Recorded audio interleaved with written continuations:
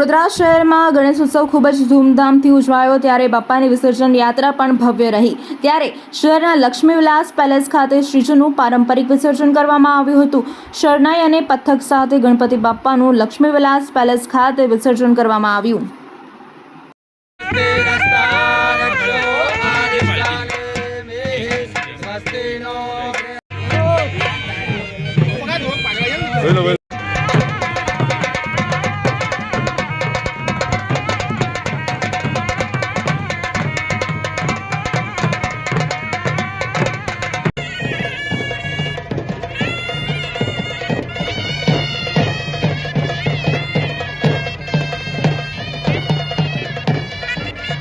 વડોદરાના સમાચાર જુઓ તથા આપણી ચેનલને સબસ્ક્રાઇબ કરો અથવા સંપર્ક કરો।